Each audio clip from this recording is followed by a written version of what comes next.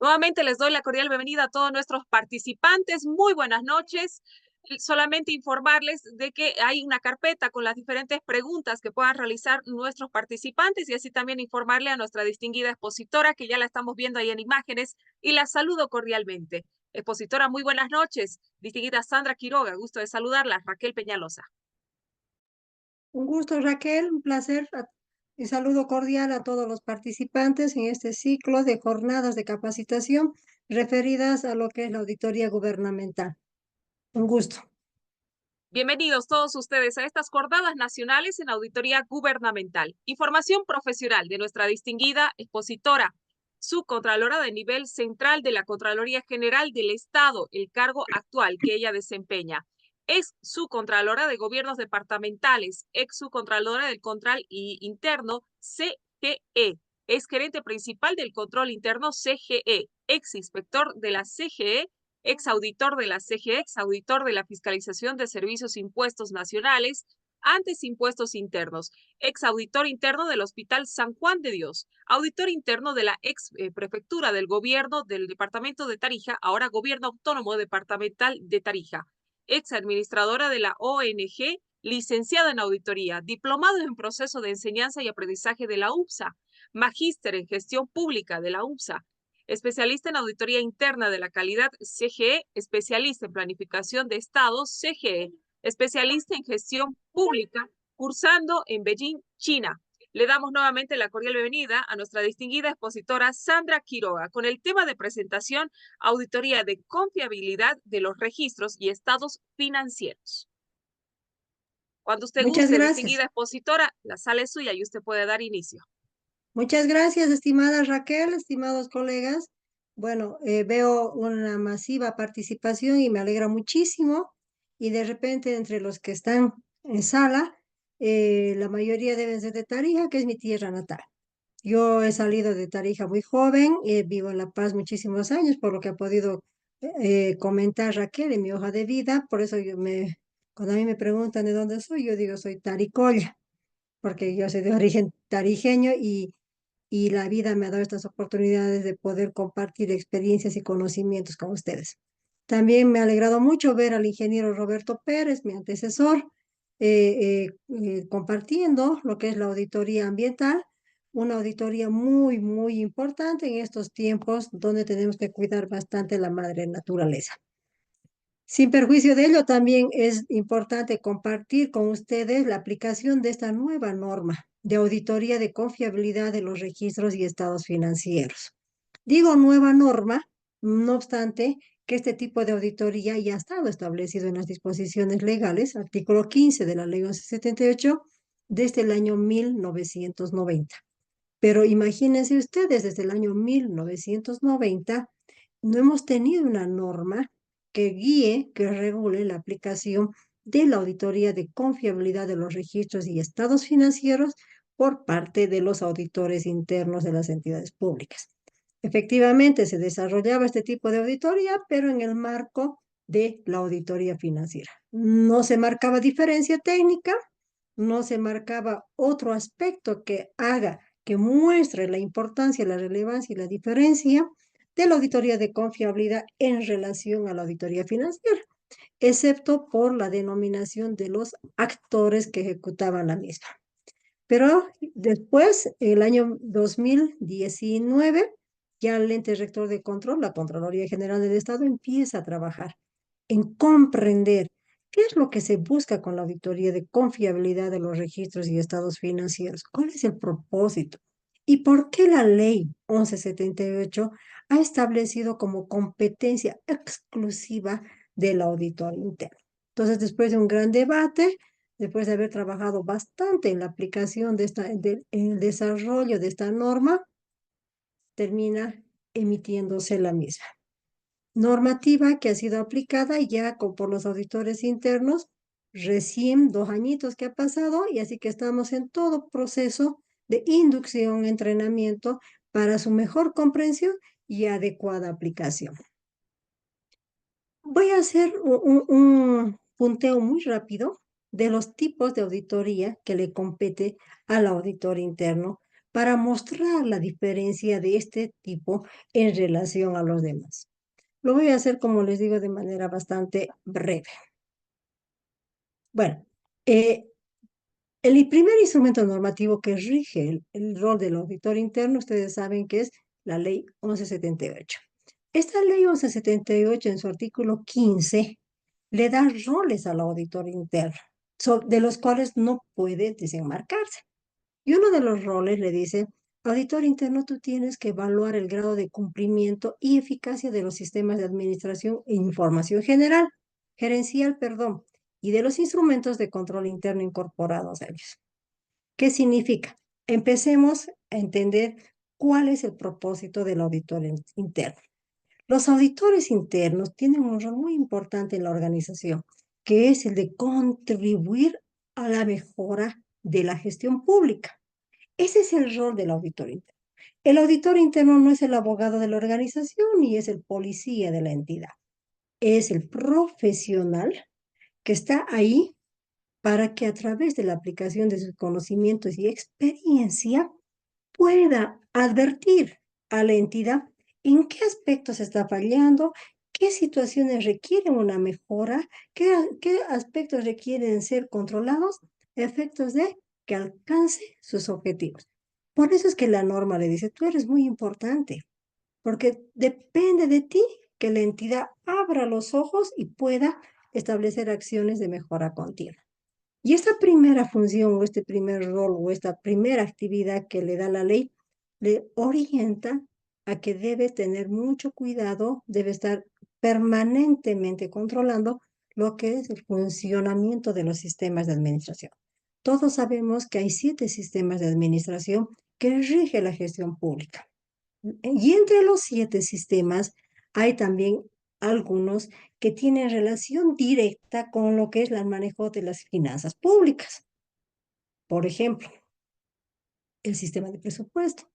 El sistema de presupuesto que guía, que regula, que rige cómo formular el presupuesto, cómo ejecutarlo y cómo evaluarlo y controlarlo. El sistema de contabilidad integrada. El sistema de tesorería pública. Crédito público. Entonces, si ustedes se fijan, difícilmente la organización va a poder cumplir con su mandato legal o con su, o con, o con su mandato competencial si no necesita o si no dispone de recursos públicos. Todo lo que hacen las organizaciones compromete el uso de recursos públicos. Y a ello, el auditor debe estar muy atento a vigilar, controlar y recomendar que que el registro del uso de esos recursos públicos sea ampliamente confiable. Entonces, aquí yo les he dado unos ejemplos de la auditoría SAICO, pero que también dentro de los sistemas de administración tenemos aquellos que comprometen el uso de los recursos públicos. Otro mandato que le da la ley 78 es examinar los registros y estados financieros para determinar su pertinencia y su confiabilidad. Miren de interesante. Esta se considera la auditoría más completa que realiza el auditor interno. ¿Por qué más completa? Porque el auditor debe revisar, evaluar el registro de las operaciones que tienen efecto financiero y yo no encuentro operación que no tenga efecto financiero.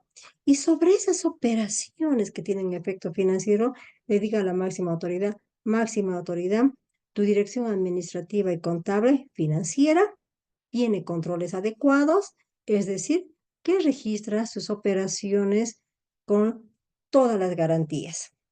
Que si nosotros estamos dando un anticipo, se ha registrado el anticipo adecuadamente. Que si se está pagando una planilla de avance de obra es porque existen los controles de que se ha ejecutado la obra en el nivel o en el grado de avance que se establecía. Que si se está pagando la compra de algunos vehículos y etcétera, es porque han ingresado los vehículos. Si se está cobrando tributos municipales o tasas municipales, es porque hay los controles que nos garantizan que la integridad de los contribuyentes sí están honrando con esta obligación. Y además no solo eso, que están ingresando a las arcas de la entidad pública. Entonces, por eso les digo, este tipo de auditoría es un tipo de auditoría completo. Es un tipo de auditoría orientado y que tiene un enfoque netamente de control. Porque si ustedes se fijan, cualquier ejemplo de operación que yo les mencione que efectúa la entidad termina afectando la ejecución presupuestaria, ya sea por el lado del ingreso o ya sea por el lado del gasto. Entonces eso hace que, bueno, nos preocupe como entidad, ¿no? Cuando la máxima autoridad ejecutiva firma los estados financieros en el cual tiene un monto elevadísimo de cuentas por cobrar, de las cuales el 80% nunca ha existido, y está firmando un reporte que se constituye una declaración que no reporta, valga la redundancia, información veraz. Y eso deberíamos haberlo advertido en la confiabilidad de los registros y estados financieros. Y de pronto por ahí tenemos algunos activos sobrevaluados, por ahí tenemos unos pasivos subvaluados y etcétera. Instrumentos que no están permitiendo tomar decisiones sobre el buen uso de las finanzas públicas. Y esto va de la mano con los sistemas que le acabo de mencionar de administración. Además, el artículo 15 le dice al auditor interno, debes analizar los resultados y la eficiencia de las operaciones que realiza la entidad. Ahí estamos hablando de la auditoría operacional. Le dice, auditor interno, ve que también la entidad está atendiendo en el área de salud. ¿Está atendiendo con calidad y oportunidad a los pacientes? Excelente. Resultados y eficiencia de las operaciones. Seguridad ciudadana. ¿Qué también lo estamos haciendo? ¿Están disminuyendo los índices de inseguridad? Sí, maravilloso. La entidad está cumpliendo con el rol en cuanto a resultados y también probablemente es eficiente porque lo hace de la mejor manera posible. Pero estas operaciones que responden al mandato institucional implican gasto público. Y por lo tanto, como implica gasto público, que no está mal, porque para eso cabalmente se ha determinado un presupuesto para cumplir con esta obligación.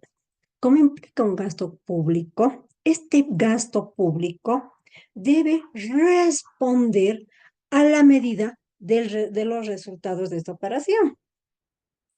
De pronto, que este gasto público, conocido como gasto presupuestariamente, se entienda como inversión social. Inversión, porque estamos mejorando la calidad de vida de la población en el marco de nuestro mandato.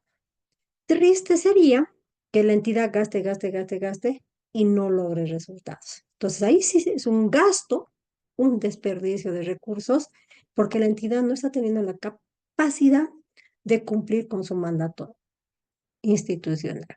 Entonces, si ustedes se fijan, no obstante que estamos hablando de auditoría operacional, en este caso del ejemplo que les doy de operación sustantiva, compromete y obliga al auditor interno a que cuando vaya a realizar la auditoría de confiabilidad de los registros y estados financieros, esté alerta a la existencia de los controles que garanticen razonablemente el adecuado uso de los recursos para el logro de estos resultados. Pero no son esas las únicas funciones que se les encomienda a los auditores internos. También, también el artículo 33 del reglamento para el ejercicio de las atribuciones de la Contraloría señala que el auditor interno debe evaluar los contratos de inversiones o de economía y eficiencia de las operaciones. Probablemente se está refiriendo a una auditoría de cumplimiento. En la auditoría de cumplimiento que interesa al Estado, efectivamente, un pronunciamiento del auditor sobre el adecuado uso de los recursos públicos en la ejecución de un contrato X. Este contrato que se ha ejecutado tiene afectación presupuestaria? Sí. ¿De dónde es alertado el auditor que probablemente ha habido un inconveniente en el cumplimiento o incumplimiento de este contrato en la auditoría de confiabilidad. Si ustedes se fijan, como que la auditoría de confiabilidad se vuelve una auditoría muy importante porque mune de información al propio auditor interno. ¿Para qué? Para que pueda empezar a programar los diferentes tipos de auditoría con propósitos específicos como el que acabo de mencionar en este momento. También el artículo 22 del reglamento para el ejercicio de las atribuciones de la Contraloría le dice al auditor interno, evalúa el sistema de control interno de la entidad. Estamos hablando de algo grande, porque cuando nos referimos al sistema de control interno, nos estamos imaginando, pensando y enfocando no solamente a actividades de control. Revise, verifique, compare. No. Cuando hablamos de un sistema de control interno, estamos hablando de un todo a partir de la perspectiva de sus cinco componentes del control interno. No podrían funcionar las actividades de control propias y específicas en ningún tipo de actividad, es decir, compare, compruebe, verifique que se está pagando el combustible conforme orden de carguío, compruebe esas actividades propias de control no llegarían a tener efecto si no estarían funcionando los cinco componentes del control interno. Fundamentalmente, yo le doy mucha importancia al ambiente de control. Es decir, cómo es el clima organizacional, cómo es el ambiente en la institución, hay controles, hay personal competente, hay personal con conocimiento, el personal ha ingresado a través de convocatoria, es personal calificado, la entidad tiene instrumentos normativos, no los tiene. Dentro de los instrumentos normativos incorpora controles, determina responsables, otorga plazos, toda esa organización de control dentro de la entidad se plasma en el sistema de control interno. Y la norma le dice al auditor, date un tiempito y haz este trabajo complejo. Porque si tú no haces este trabajo complejo de manera independiente, vas a tener ya el conocimiento pleno de la entidad y vas a poder identificar operaciones para la auditoría de confiabilidad sobre aquellas que están altamente expuestas a operaciones de riesgo. Y si no lo haces de manera independiente, esta evaluación del control interno vas a tener que realizarlo en la auditoría de confiabilidad de los registros y estados financieros en la etapa de la planificación. Además, la norma, el reglamento de responsabilidad por la función pública, le otorga la función al auditor interno de verificar el cumplimiento del ordenamiento jurídico administrativo y otras normas legales aplicables u obligaciones contractuales. Estamos hablando de la auditoría de cumplimiento. ¿De dónde obtenemos la información para efectuar este tipo de auditoría de cumplimiento? Cabalmente de la auditoría de confiabilidad de los registros y estados financieros. Perdón. Y también la norma le dice al auditor que las normas generales de auditoría gubernamental que debe efectuar el seguimiento a la implantación de las recomendaciones de sus propios informes, así como de los informes de las firmas privadas de auditoría. ¿Qué es lo que pasa? El éxito de una auditoría, el éxito, los frutos de una auditoría no se los ve en el informe de la auditoría. Los frutos de la auditoría se los ve cuando el auditor reporta sus resultados en el seguimiento a la implantación de las recomendaciones. Sí, ahí nos podemos decir, ah, qué bien ha mejorado la entidad. Ya tiene procedimientos, ya tiene manuales, ya hay controles para el patrullaje de seguridad ciudadana, ya tenemos planes para gastar en sistema de riesgos debidamente estructurados y coordinados con la población y en lugares donde sí hay posibilidad de encontrar agua o distribuir agua, y etcétera, etcétera, etcétera. Ahí se ve el resultado. Y también, y miren que les estoy hablando también de compromisos financieros. También le dice la resolución, ustedes recordarán la 112-2022, que debe realizar el relevamiento de información al trabajo del Comité de Seguimiento de Control Interno. Ustedes mismos determinan el nivel de riesgo de sus entidades y tienen una fuente de información muy importante, que es la confiabilidad, donde ustedes ya tienen un conocimiento muy relevante sobre las debilidades o las fortalezas del control interno de las entidades. Y también, bueno, se deja abierta la posibilidad de realizar otras evaluaciones que surjan del mandato legal. Me dan un tiempito para hacer rapidito un recuento de todas las competencias del auditor interno, porque si ustedes se fijan, todas terminan relacionándose con la auditoría de confiabilidad de los registros y estados financieros.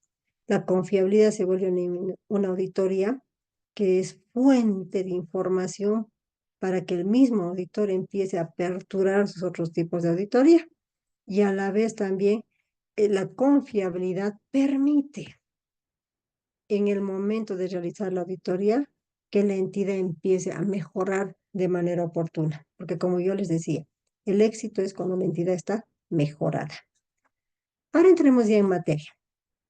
He tratado de hablar rapidito. Yo les decía, la auditoría de confiabilidad de registros y estados financieros sí tiene diferencias técnicas en relación a la auditoría financiera.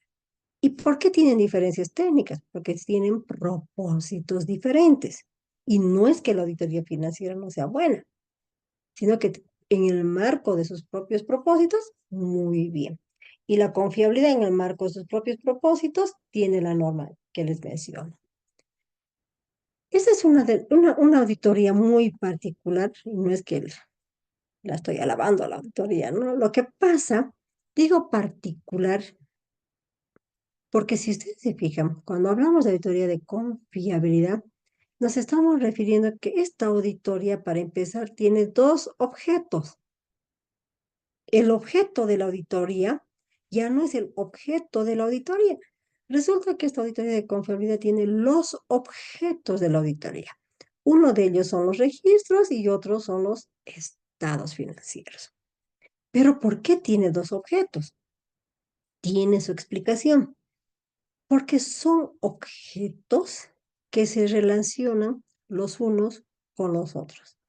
El objeto del registro de las operaciones que generan efecto financiero es un objeto muy importante y que requiere atención especial y permanente, porque si los registros funcionan mal, como generadores de información en los estados financieros, automáticamente ya le entregan a los estados financieros información errónea. Entonces, los registros son fuente de información para elaborar los estados financieros. Por eso es que hay dos objetos, los registros y los estados financieros. Al existir dos objetos, la norma manda a pronunciarse sobre dos objetivos. Primero, debemos pronunciarnos sobre la confiabilidad de este objeto y luego nos pronunciaremos sobre la confiabilidad de este otro objeto. ¿Y por qué dos pronunciamientos? Porque también la norma ha previsto que lo que se requiere es que este objeto de registros que se van desarrollando durante la gestión, este objeto esté debidamente controlado. ¿Por qué? Porque el término confiabilidad significa registros que incorporan en su diseño y en su funcionamiento los controles necesarios.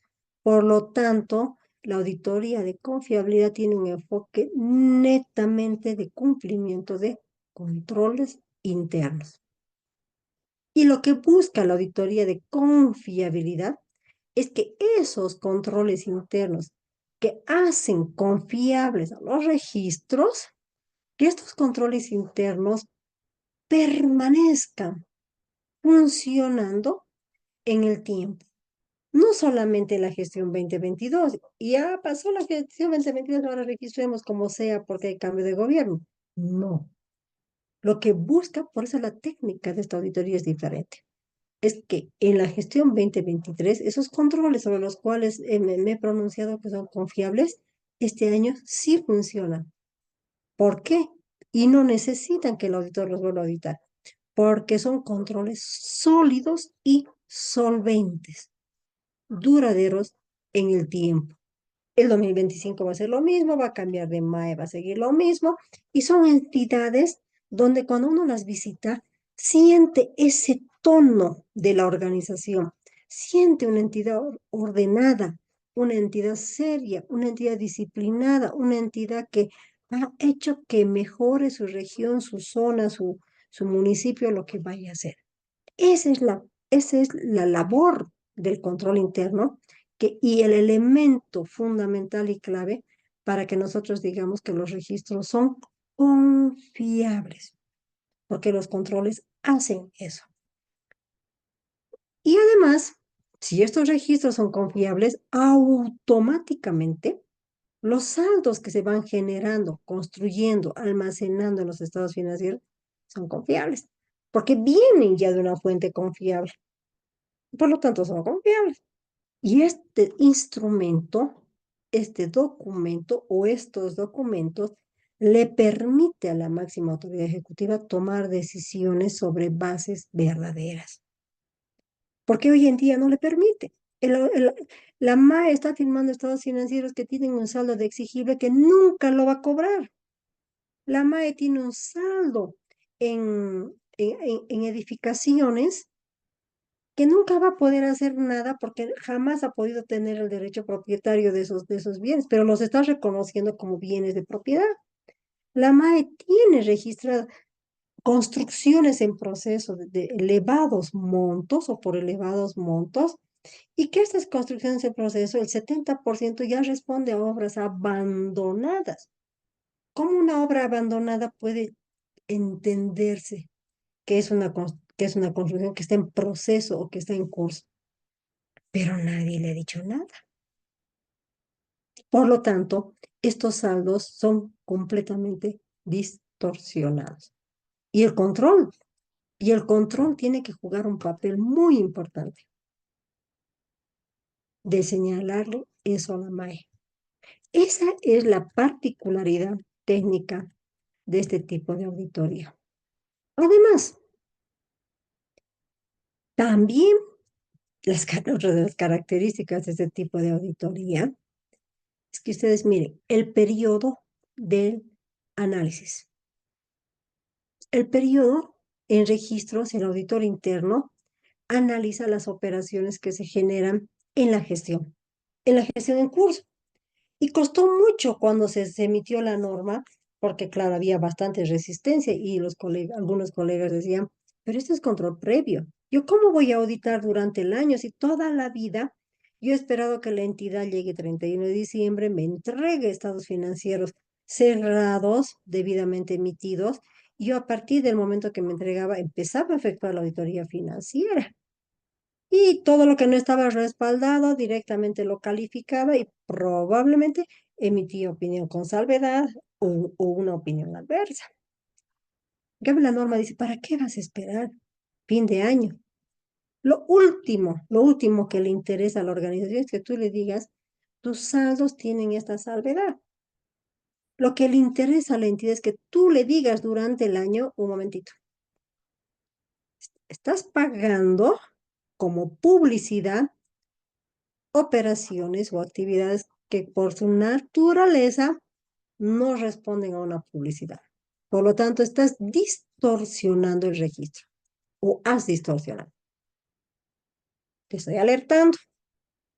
Esa es otra incorporación a la norma. Durante la auditoría, te estoy alertando. O efectúas el ajuste contable, o bueno, vamos a tener que esperar que lleguemos a fin de año para que yo califique mi opinión, pero no solamente eso. Probablemente tenga que aperturar una auditoría de cumplimiento. Pero te estoy avisando de manera oportuna. Y además, no solo te estoy avisando de manera oportuna para que efectúes el ajuste contable, sino que estoy identificando la causa de esta problemática. Y si la causa de la problemática son ausencias o debilidades de control interno, ya te estoy señalando, máxima autoridad ejecutiva, ponte en acción para que el personal incorpore actividades de control sólidas y solventes. El auditor va efectuando seguimiento a esas actividades durante la gestión. Esa es la riqueza de esta auditoría. Y la norma dice eso, el periodo de análisis de los registros son las operaciones que se están generando durante la gestión. Por lo tanto, se espera que el informe del auditor interno sobre la confiabilidad de los registros en principio termine emitiendo un pronunciamiento como confiable o excepto por, ¿no? Porque ahí está el auditor también trabajando, revisando y verificando. Y que el acápite de observaciones de control interno ya no sea pues un acápite demasiado denso, porque a través de las alertas la entidad ha ido tomando acción. Salvo que la entidad cuente con una máxima autoridad ejecutiva que no tenga la mínima intención de hacer una buena gestión. Y el periodo, por eso es que el periodo son las operaciones que se generan en la gestión, en el registro. Y en estados financieros estamos hablando ya de saldos acumulados al 31 de diciembre. El énfasis, yo les decía, en registro son las operaciones, y aquí incorporamos un término críticas, que ha seleccionado el auditor para que sean objeto de la auditoría. Porque ustedes fíjense, durante la gestión tampoco el auditor va a auditar el registro de la integridad de las operaciones con efecto financiero. El auditor tiene que ir identificando aquellas operaciones críticas y la norma define que es crítico. Cuando hablamos de operación crítica, nos estamos refiriendo a aquellas operaciones relevantes o con mayor relevancia que otras de la entidad, mayor relevantes, que contribuyen directamente a la razón de ser de la entidad. Las operaciones sustantivas son clave, porque las entidades están con un mandato y esas deben ser debidamente cuidadas, porque esas son las que satisfacen las necesidades de la población. Entonces, estas operaciones críticas se entiende aquellas relevantes, importantes, que generan también un buen peso por el gasto público o por el ingreso público. Resulta que ahora con tantos problemas económicos, las entidades han empezado a mermar sus ingresos. ¿Qué está pasando? Si nosotros vivimos también de esos ingresos, ¿por qué están mermando? ¿Qué estrategias institucionales podemos generar? Pero la MAE va a poder generar solo esas estrategias cuando el auditor sea capaz de decirle, tienes problemas en lo que es generación de recursos propios, tales recursos. Y no va a esperar a fin de año, durante el desarrollo de las operaciones. La cobertura. La cobertura, es decir, qué tanto voy a analizar en el año? ¿Me voy a abocar solamente a efectuar auditoría de confiabilidad y ya cierro la atención de otro tipo de auditorías? No.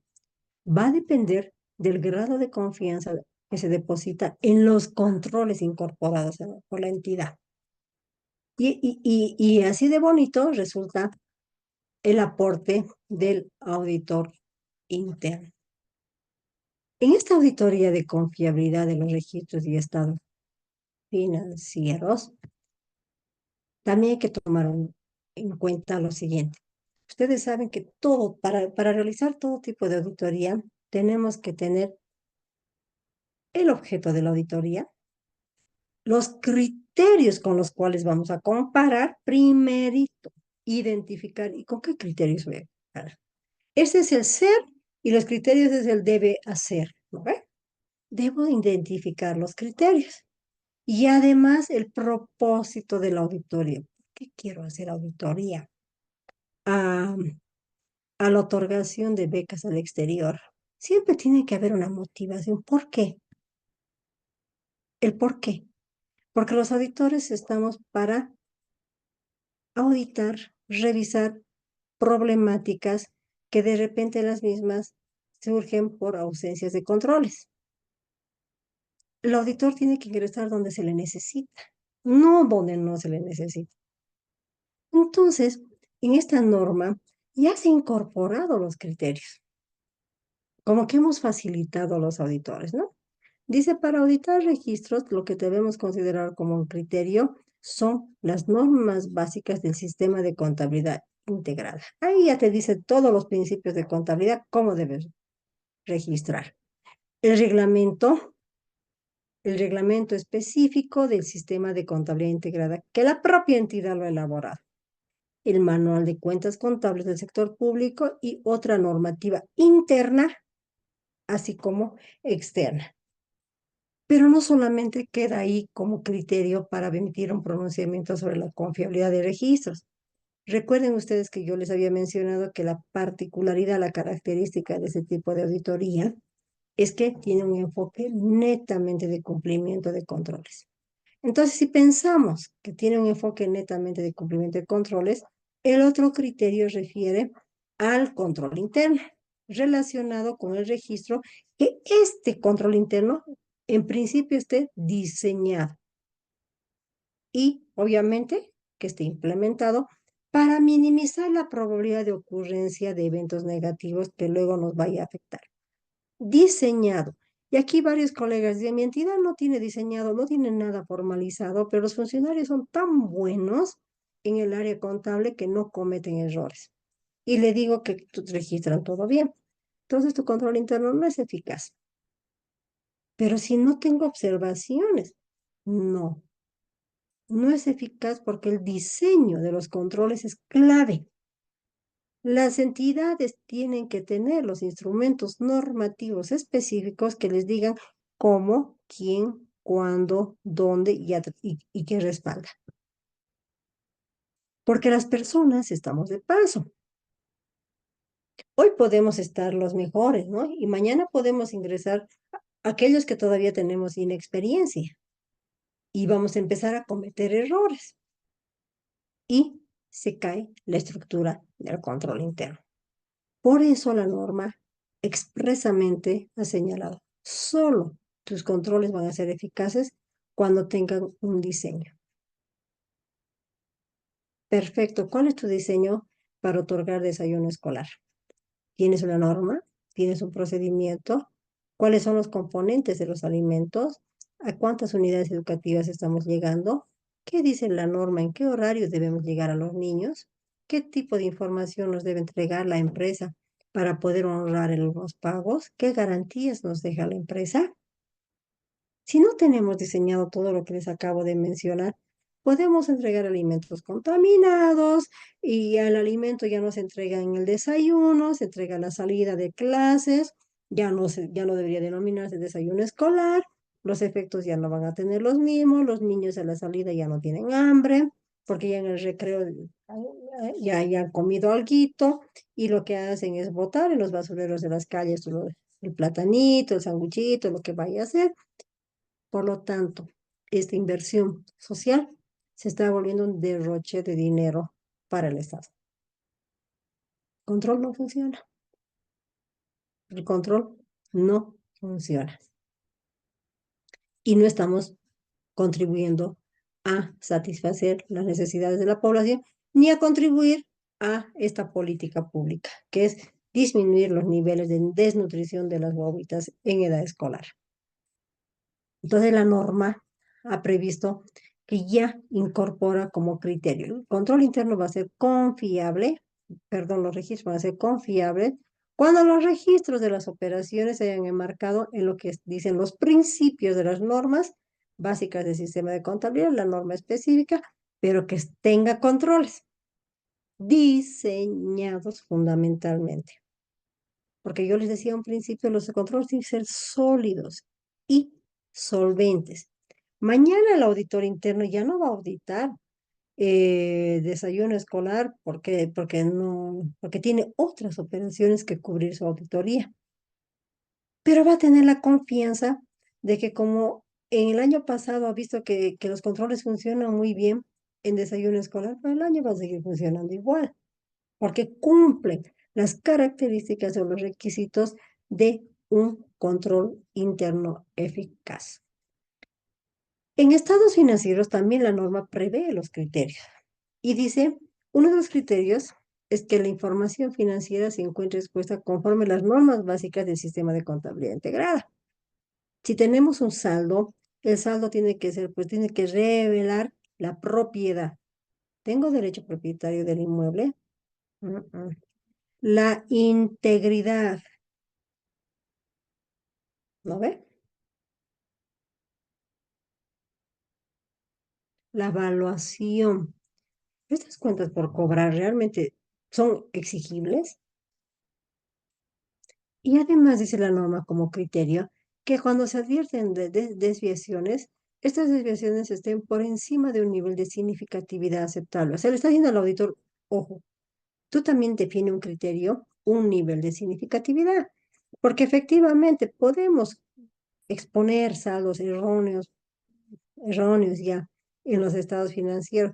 Pero estos saldos tienen que tener un nivel de significatividad, es decir, que estén por encima de ellos, porque, no, estos ya son errores crasos. Y todos aquellos que están por debajo tampoco van a contaminar el pronunciamiento del auditor porque se encuentran por debajo de los niveles de significatividad. Entonces, la auditoría de confiabilidad tiene un enfoque netamente de cumplimiento de control. Cuando hablamos de confiable, nos estamos refiriendo a controles sólidos y solventes. La entidad está muy bien controlada. Estos controles lo que están buscando es que la entidad sea capaz de gestionar sus riesgos. ¿Y qué es gestionar riesgos? Cuando hablamos de gestionar riesgos, nos estamos refiriendo a que tiene la capacidad administrativa suficiente para tomar decisiones que minimicen la probabilidad de que estos riesgos nos generen un efecto negativo. O si nos han generado un efecto negativo, inmediatamente reconducir la operación. Por eso es que este control interno lo que busca durante la gestión que estamos auditando es disminuir la probabilidad de que ocurran errores o irregularidades. Aquí hay un problema. La entidad tiene como mandato construir caminos vecinales. Perfecto. Tiene como mandato construir caminos vecinales. No obstante, no cuenta con una norma donde le oriente a la entidad o le diga qué tipo de información es la que le va a mandar a señalar cuáles son los caminos vecinales y cuáles no son los caminos vecinales, para que no esté invirtiendo donde no le compete. Entonces, el auditor probablemente advierta eso en la auditoría y inmediatamente va a alertar a la alta dirección. ¿Para qué? Para que reconduzca, incorpore controles y pueda controlar la materialización de estos registros, de estos riesgos, perdón. Pero no solamente eso, van a haber situaciones en que se le fue a la entidad. Resulta que la entidad acaba de efectuar el pago acaba de efectuar el pago del reintegro salarial del personal. Ustedes saben que después de cada 1 de mayo ya sale la disposición y dice cuánto tiene que incrementarse los salarios. Pero resulta que la entidad ya ha pagado el reintegro, el auditor verifica los cálculos que ha efectuado y se encuentra con que se ha efectuado un inadecuado cálculo y se ha pagado en demasía. ¿Qué hacemos? Emitimos ya nomás el informe con índice de responsabilidad y todos devuelvan lo que se les ha pagado en demasía. Es que esta norma no busca eso. La norma dice, lo primero que tienes que hacer, este error de cálculo ya te ha generado un efecto. Entonces, lo primero que tienes que hacer es enmendar el efecto. Alertando. Enmendar. Buscar formas de solucionar este, este pago en demasía. Pero no te quedes así. Ya estamos enmendando el efecto. Pero ya no queremos que vuelva a ocurrir en el futuro. Entonces, identifiquemos las causas. ¿Por qué has cometido este error? Poco plazo, mucho personal, eres nuevo, es una situación eventual o no solo en esta operación cometes errores, sino que viene ya arrastrándose de muchas operaciones, porque el ambiente de control no es el adecuado, el personal no es competente. Entonces, como que ya el auditor empieza a identificar las causas ¿Por qué? Porque tiene que generar acciones que disminuya la probabilidad de que en futuro este riesgo se vuelva a materializar. Por eso, si ustedes se fijan, la norma de auditoría de confiabilidad incorpora este atributo de riesgo. ¿No ve? La norma dice, tú tienes que identificar la condición, el criterio, la causa, el efecto. Hasta ahí siempre nosotros manejábamos. Y el riesgo. Porque los controles tienen que ser sólidos y solventes durante el tiempo. Entonces ya llega la etapa de la planificación de la auditoría de confiabilidad de los registros y estados financieros y la norma prevé 3 momentos de planificación.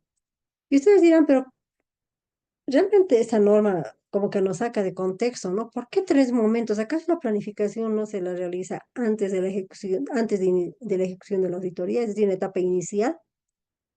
Sí, pero ocurre que como esta norma o este tipo de auditoría ya ha nacido con particularidades, tenemos 2 objetos y además tenemos momentos de efectuar la auditoría.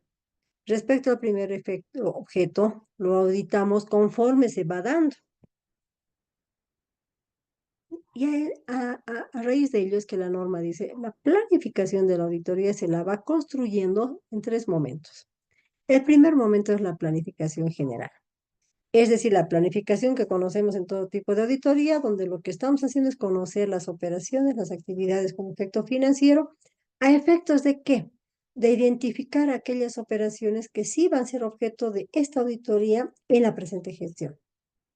Pero también vamos a identificar otras operaciones que por el tema de tamaño de la UAI, tiempo, etcétera, no lo vamos a poder analizar en esta gestión. Entonces tenemos que hacer una rotación de énfasis.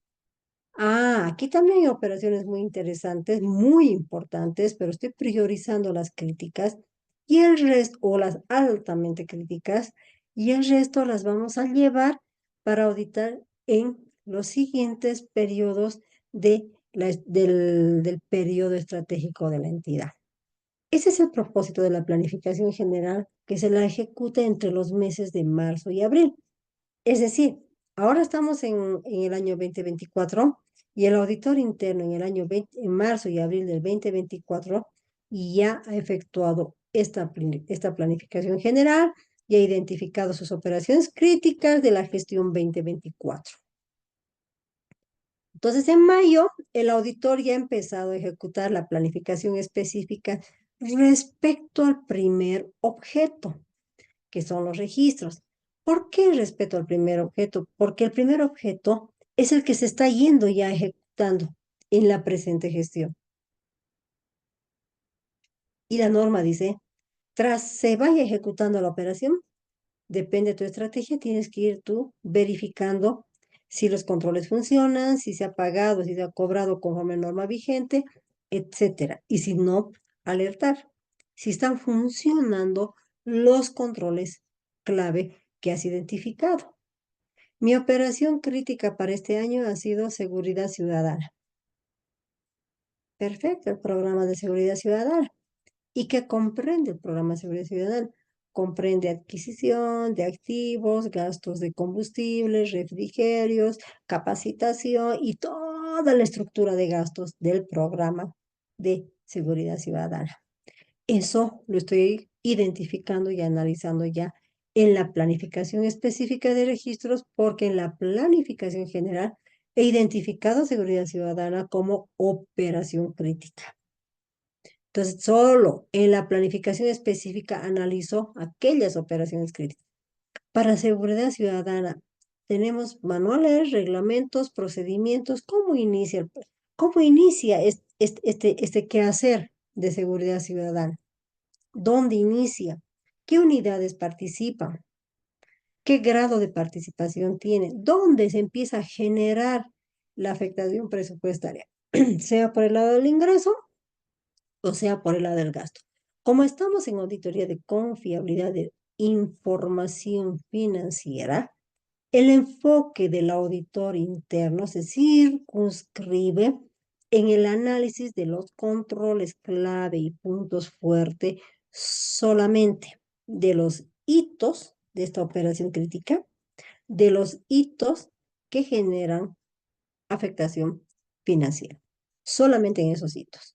Pero el auditor dice, pero resulta, no, yo quiero revisar los procesos de contratación. Mi entidad este año ha hecho muchos procesos de contratación e incluso por excepción. ¿Para qué? El proceso de contratación como tal genera o ha generado efecto financiero. No. Entonces ahí el auditor tiene que ser muy hábil para no desviar su atención donde no le compete en este tipo de auditoría. Al auditor lo que le interesa es focalizar su atención sobre aquellas actividades o aquellos momentos que sí le están generando una afectación financiera, ya sea por el lado del ingreso o sea por el lado del gasto. Si los controles en esos hitos funcionan. ¿Por qué hemos pagado una orden de avance, una planilla de avance? Si el técnico no ha emitido su informe, sí, pero el supervisor sí, y el fiscal de la obra también. Sí, pero hay un técnico que estaba a cargo de esa obra. Y la norma dice que ese técnico más debería haber emitido su pronunciamiento, su informe sobre el avance físico. ¿Por qué estamos pagando?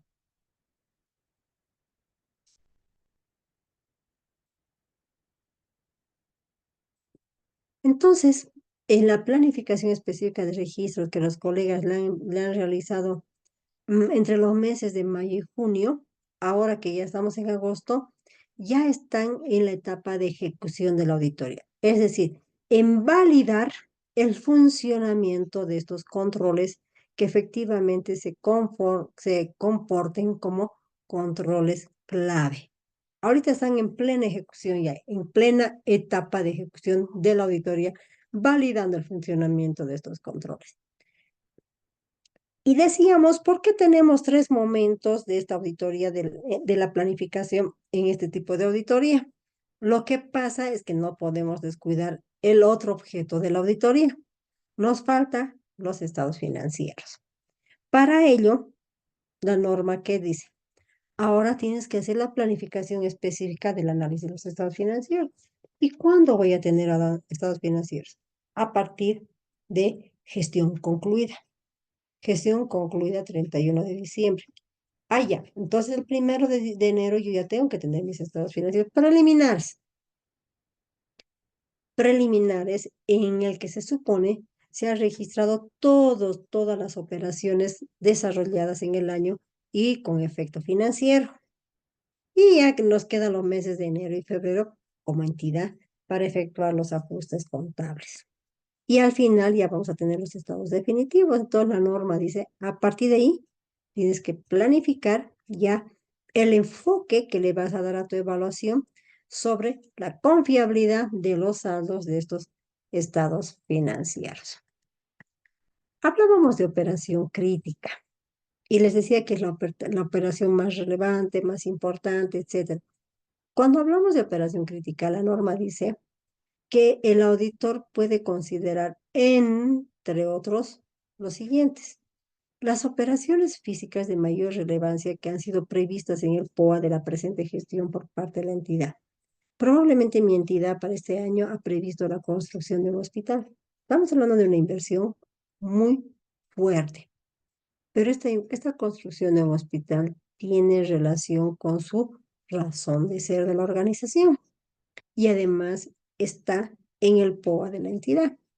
Entonces el auditor, su fuente de información, POA de la entidad, le muestra que esta es una operación física de mayor relevancia y hace su relación con su afectación presupuestaria. Dice, sí, sí, pero no solamente porque es una operación, una construcción aislada, eso hay que tomar en cuenta, no porque sea una actividad o una operación aislada, sino porque responde a la razón de ser de la entidad.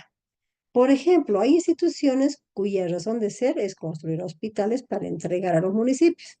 Ahí sí es una operación recurrente, que yo necesito controlarla hoy, mañana y pasado. Hay otras instituciones que tienen la función de dotar de equipos médicos a la entidad. Es su razón de ser, entonces hoy, mañana y siempre lo voy a hacer y necesito controlar. Pero si aquí encuentro como entidad una construcción aislada, resulta que mi entidad hoy ha decidido construir para la gestión 2024 un bloque al edificio principal de la entidad. Esa no es una operación sustantiva. Eso tenemos que diferenciar muy bien. Y además que este bloque que estamos construyendo para mi entidad, esta gestión, no es una operación recurrente que venga de un mandato, sino que estamos construyendo de una necesidad de la propia organización. Por lo tanto, no necesitaremos identificarla como operación física o como operación crítica para ser objeto de análisis y registro. No olviden que el objeto de análisis de registro son objetos que refieren a actividades, perdón, u operaciones sustantivas, pero recurrentes, que responden a la razón de ser. Por eso nos interesa, porque los controles tienen que funcionar hoy, mañana, pasado y hasta cuando corresponda. En cambio, esta construcción, pero sí me interesa porque me está generando mucha inversión. Sí, no es que no la vamos a ver. Vamos a ver la construcción de este hospital, que no es operación crítica, lo vamos a ver cuando vayamos a analizar estados financieros. Es decir, que no tienen por qué preocuparse porque por un lado o por otro lado, igual vamos a terminar analizando esta inversión. Pero ahí tienen que tener mucho cuidado. Como les digo, si fuera como el ejemplo que les doy, hay que verlo en estados financieros. Y la norma dice también, entre otros, puedes considerar aquellas operaciones financieras de mayor significancia o de mayor riesgo. Es decir, cuando estamos hablando de operaciones financieras, estamos hablando probablemente directamente de gasto público o de ingreso público como operación crítica. Muchos colegas dicen, en mi entidad tenemos un fuerte gasto en personal eventual. Y este fuerte gasto de personal eventual muchas veces no lo tenemos identificado a qué programas van. Y además tenemos siempre problemas porque es difícil controlar este gasto. Ítems fantasmas, personal que no cumple probablemente un perfil, etcétera, ¿no? Lo voy a tomar como, lo voy a considerar operación crítica. ¿Es permitido? Sí, es permitido. Entonces, a lo que les estoy orientando es que la norma no cierra a que solo debes identificar y seleccionar las operaciones que están en el POA. Te da también la opción de ver estas otras, que por la experiencia de auditor tú sabes que estas operaciones sí tienen riesgos y que no ha sido mejorada y que necesita la operación seguir siendo controlada. Y también aquellas operaciones no recurrentes o, no, o de ocurrencia no habitual. Ustedes saben que cuando las entidades encaran algo nuevo, como que se vuelve, ¿no? Bastante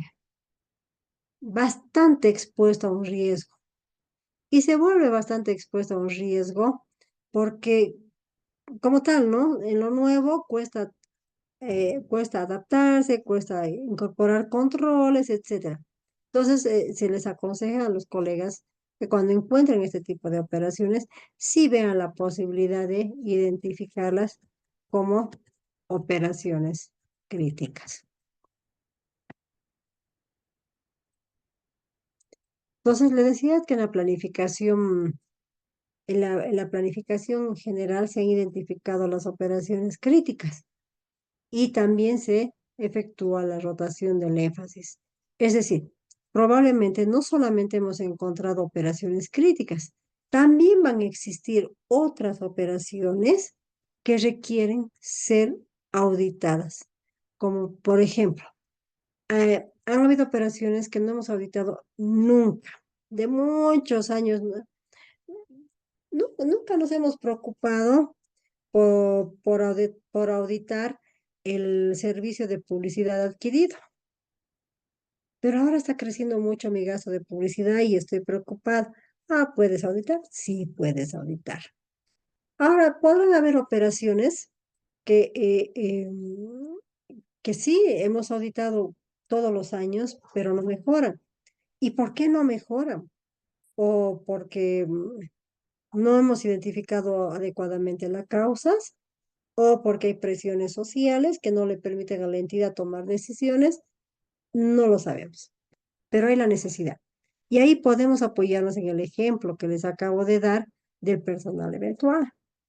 Toda la vida observo personal eventual y nunca mejora. Vas a tener que seguir observando hasta que encuentres la verdadera causa o el motivo por el cual no estamos pudiendo controlar este gasto de personal eventual. Situaciones recurrentes que requieren ser auditadas. Efectivamente, probablemente existan operaciones que son recurrentes, pero por el tema del interés social, interés político, y está a la mira de todos, requiere permanentemente ser auditado para dar esa satisfacción y esa tranquilidad del buen uso de los recursos públicos, si el auditor puede auditar o incorporarla como una actividad para auditar dentro de la confiabilidad de los registros. Ahora ya estamos en el segundo momento de la planificación, que estamos refiriéndonos al análisis de los registros. No olviden que el propósito cabalmente es establecer los procedimientos que se van a ejecutar en la siguiente etapa que permitan verificar y comprobar que estas operaciones, el registro de estas operaciones críticas, están respondiendo a los criterios que hemos mencionado anteriormente. Y como les decía, que es una auditoría de enfoque netamente de cumplimiento de controles,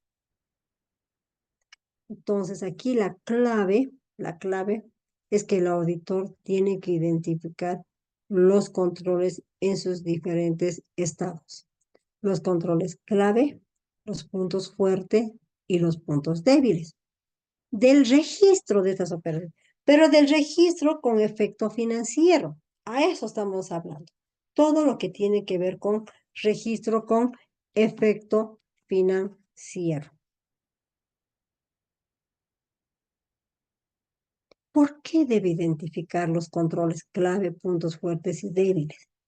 Porque lo que va a coadyuvar o lo que va a conllevar al pronunciamiento de que los registros son confiables es que el auditor ha identificado que en el registro de esas operaciones sí hay controles. No, hay controles, todos estamos bien, esos controles son clave. Es decir, que funciona muy bien, no tenemos mayor problema. O de repente, sí hay controles, funciona muy bien, pero no están en el estatus de un control clave, sino solamente de un punto fuerte o no existen controles. Y además es importante identificar esos controles porque en la etapa de la ejecución de la auditoría, el auditor solamente va a ejecutar procedimientos para validar que esos controles sí son clave y para verificar que esos puntos fuertes sí funcionan como puntos fuertes. Y si de repente la entidad no tiene controles o los controles no son buenos, estamos hablando de puntos débiles, no hay que validar en la etapa de ejecución de la auditoría. Pero sí, inmediatamente hemos advertido esta problemática, reportamos a través de las alertas, pero no hay nada que validar. Mientras la MAE no tome acciones para incorporar controles sobre estos puntos débiles, no hay nada que validar. Por eso es clave que en la planificación el auditor haga una buena identificación de la existencia de controles. Y segundo paso, que valore qué tipo de controles son. ¿Por qué? Porque a partir de ello es que va a definir su estrategia para la etapa de la ejecución de la auditoría.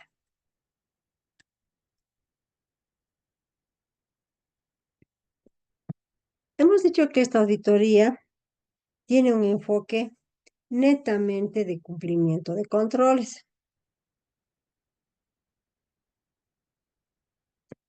Y cuando hablamos que esta auditoría tiene un enfoque netamente de cumplimiento de controles, antes de enfatizar en la validación del buen funcionamiento de los controles propios para otorgar el desayuno escolar, para patrullar en seguridad ciudadana, etcétera, el primero que debe hacer el auditor es ver cómo funcionan los controles en esa área o unidad organizacional responsable del registro de las operaciones con efecto financiero. Entonces, estamos hablando de la DAF.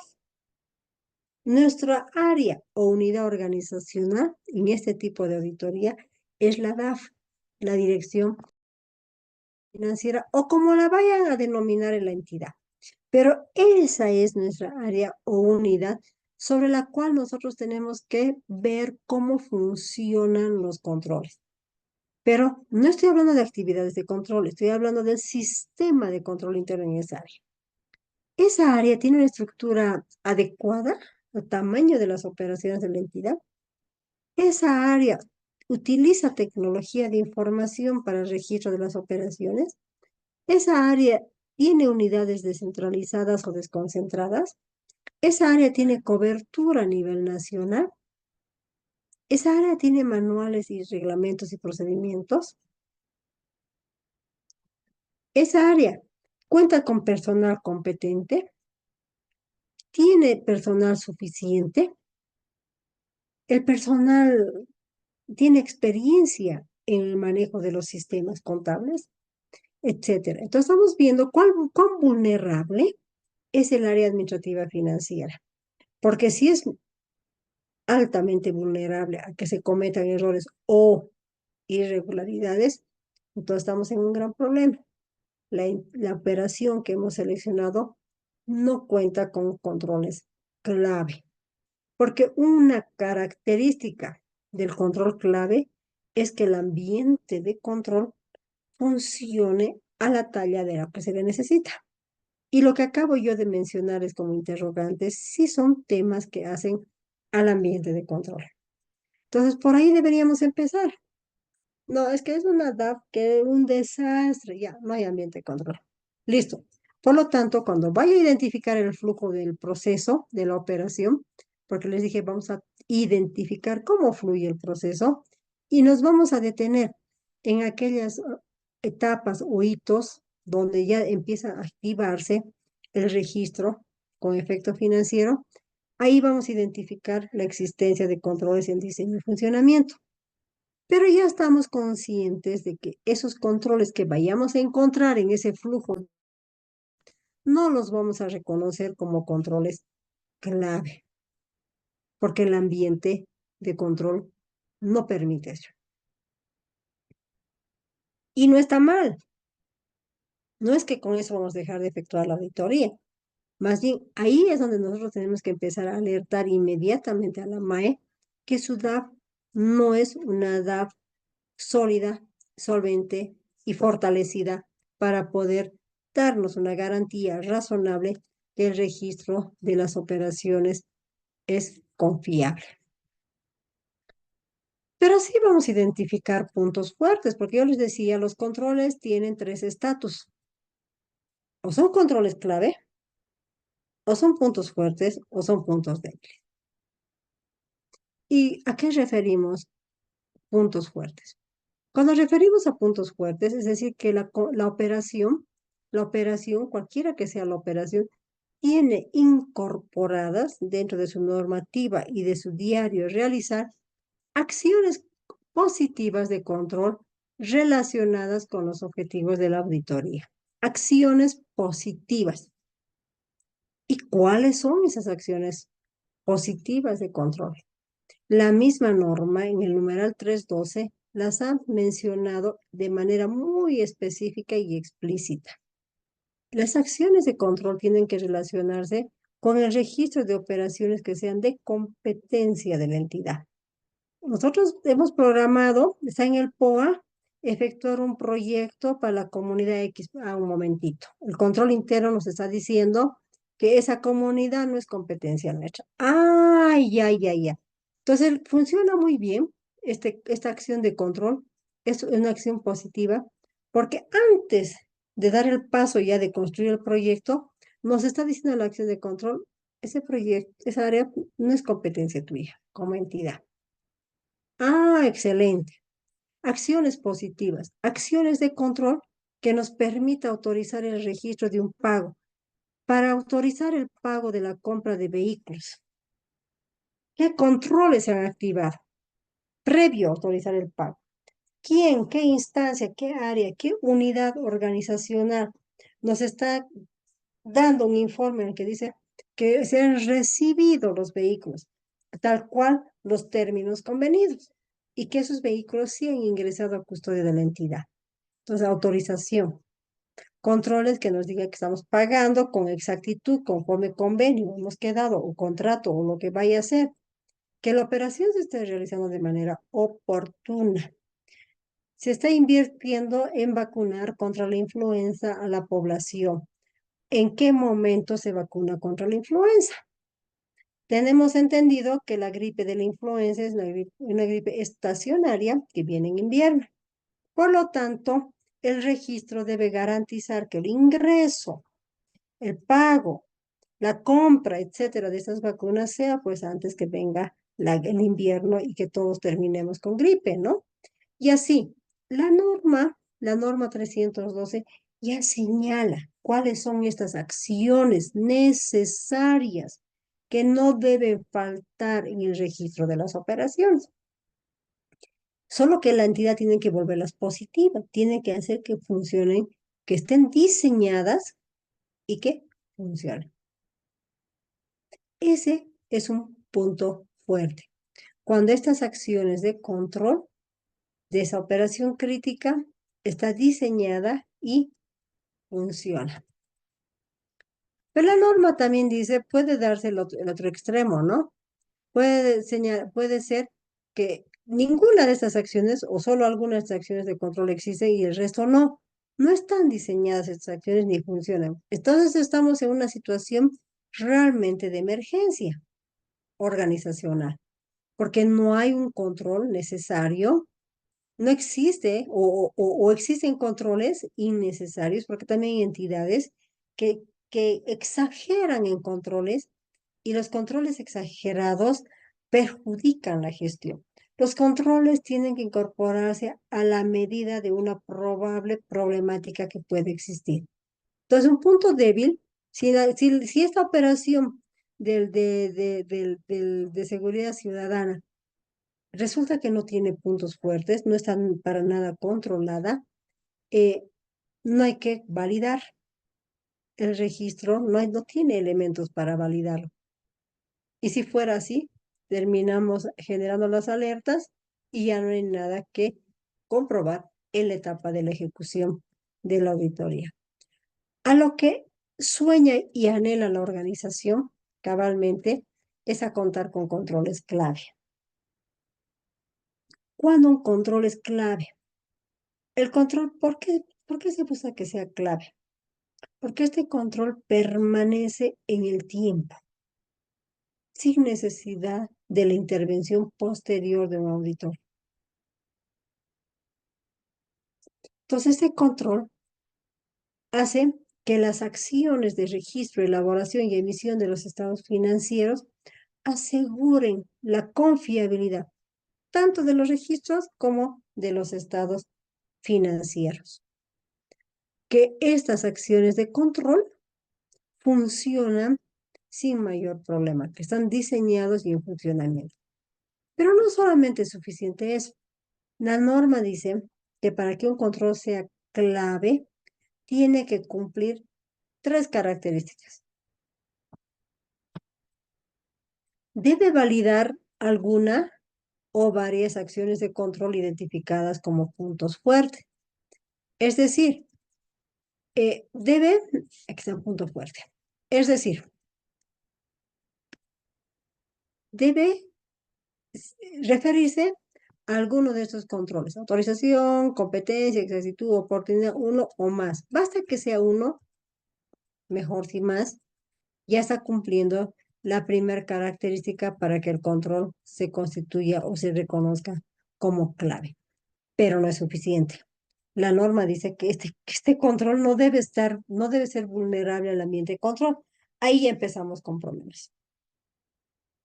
sí es vulnerable, porque resulta que vienen instrucciones desde dirección superior o desde donde sea, donde nos dice, usted me paga esta planilla de avance y me paga.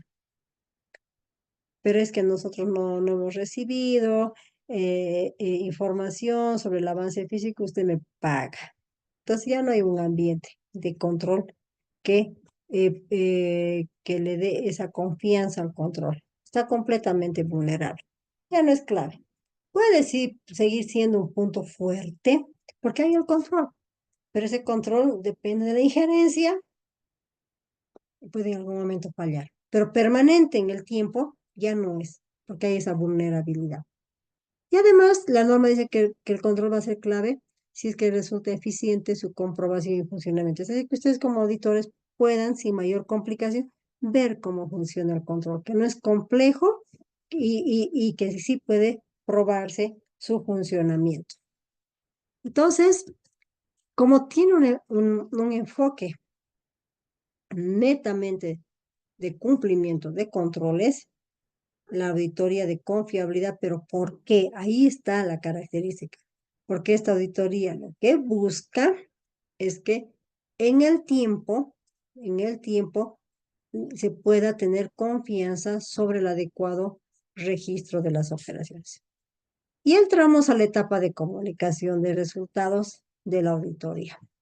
Hemos hablado que tenemos dos objetos, tenemos dos objetivos, tenemos dos periodos, tenemos dos todo. E incluso como auditamos en dos momentos diferentes, la norma manda también emitir dos informes. El primer informe que es sobre el pronunciamiento de la confiabilidad de los registros. Es el primer informe. Pronunciamiento sobre la confiabilidad de los registros que hemos ido auditando en la gestión fiscal y este informe de pronunciamiento se emiten dentro de los 10 días hábiles siguientes de concluida la gestión. Es decir, la gestión concluye el 31 de diciembre y a partir de ello que se cuentan los 10 días hábiles siguientes es el plazo para emitir este informe. Este informe lo emite el auditor interno de manera muy oportuna, por eso es ese plazo. ¿Por qué? Porque tiene el propósito que la máxima autoridad ejecutiva tome acciones inmediatas para revertir aquellas deficiencias de control interno, es decir, tomar acciones sobre esas deficiencias de control interno para que mejore en la siguiente gestión el registro de las operaciones. Por eso es tan rápido. En registros, no olviden que el auditor ha ido permanentemente verificando que los controles funcionen sobre esa operación crítica y además que el registro de esa operación se efectúe conforme instrumento normativo aplicable específicamente para esa operación. Pero al haber advertido algunas situaciones, algunos errores, algunas circunstancias que a veces nos va de la mano, el auditor ha empezado a generar alertas. ¿Para qué? Para que la dirección administrativa tome acciones de manera inmediata. Ya llegando al final de la gestión, el auditor ha hecho ya un recuento y un seguimiento a sus alertas y si todas las alertas se han implantado, la MAE ha tomado acciones, bueno, el informe va a terminar con un pronunciamiento confiable y ya no va a tener deficiencias de control interno, que eso es lo que deberíamos anhelar. Todos en conjunto, no solo el auditor, porque si la MAE no tiene interés, ¿de qué serviría, no? Pero si la MAE o la entidad no ha tomado acciones y las alertas se han mantenido latentes y vigentes, lo que queda es ya emitir un pronunciamiento calificado. Vamos a depender va a depender del nivel de significatividad de las deficiencias que ahorita les voy a mostrar para emitir un pronunciamiento sobre el grado de confiabilidad. Y si no fuera confiable, entonces el auditor reporta las causas, las deficiencias de control interno en acápite separado. Inmediatamente, como les digo, dentro de los 10 días siguientes se comunica a la MAE para que la MAE inmediatamente instruya, se tomen acciones y se reoriente, se mejore la operación. Ese es el propósito de la inmediatez en la emisión del informe. Este informe se remite en ese momento a la MAE. La MAE dirá, sí, acepto, estoy de acuerdo y voy a comprometerme con un cronograma. También se le remite a la máxima autoridad si la entidad depende de una autoridad colegiada o si tiene un tutor, se les remite porque son entidades, tanto la colegiada como el tutor, que tienen responsabilidad también sobre la entidad en cuanto a los resultados. Ahí queda por el momento ese informe. Ahí. Luego, luego, ya cuando llega el momento de emitir los estados financieros, se emite el informe de pronunciamiento sobre la confiabilidad de los estados financieros. Es decir, ya estamos hablando del otro objeto. ¿Quién establece el plazo del otro objeto? Generalmente se lo establece en la ley financiera y el Ministerio de Economía. Y también ya muchos años que lo señala hasta el 28 de febrero de cada año. Este informe que se emite hasta el 28 de febrero de cada año, se lo remite, ahí sí, se lo remite primero a la MAE. Se remite a la MAE, se remite a la Dirección de Contabilidad Fiscal en los medios y condiciones que establece el ente rector del sistema de contabilidad integrada y se remite a las instancias que corresponden, que dice el artículo 15, es decir, a la máxima autoridad colegiada y a la máxima autoridad del ente tutor, y se remite a la Contraloría, pero ahora de manera conjunta con este otro informe. Porque si ustedes se fijan, este primer informe, cuando se ha emitido dentro de los primeros 10 días del año siguiente de la gestión auditada, no se ha remitido a la Contraloría, pero tenía razón de ser. Quien necesitaba este informe era la máxima autoridad para tomar acciones de mejora. Entonces, pero como no se lo remitió a la Contraloría, de manera conjunta, ambos informes se remiten cuando son emitidos. Eh, Tal cual dice la norma en curso. Ahora veamos,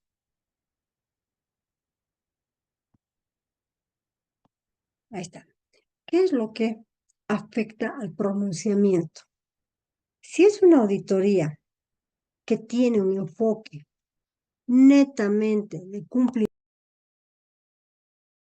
entonces lo que va a ir a afectar el tipo de pronunciamiento a emitir cabalmente va a ser el resultado de la evaluación del diseño y funcionamiento del control interno. Es decir, la norma dice que el control debe estar diseñado y en pleno funcionamiento. El diseño lo hemos identificado o lo hemos evaluado en la etapa de la planificación específica de la auditoría. Y el funcionamiento ya lo hemos ido comprobando ya en la etapa de ejecución de la auditoría. Hemos ido validando ya los controles, si me permiten utilizar el término. Entonces, sobre aquellos controles que hemos tenido problemas, ya sea en diseño o en funcionamiento, etcétera, y la MAE no ha tomado acciones respecto a las alertas que ustedes le han hecho llegar, entonces ya en este momento ya nos toca reportar las deficiencias. Los problemas en controles, ustedes saben que se vuelven deficiencias. Ahora, estas deficiencias son reportadas en el informe de confiabilidad en un acápite independiente. Es decir, ya no es como antes. Ustedes si recuerdan antes, emitíamos el informe con la opinión del auditor, es decir, que se equiparaba al dictamen. Eso es lo que hacíamos, equiparaba al dictamen. Y acompañábamos a ese informe, el informe de deficiencias de control interno. No se debe proceder de esa manera. Si estamos emitiendo el informe de confiabilidad de registros, este informe de confiabilidad de los registros tiene dos acápites sustantivos.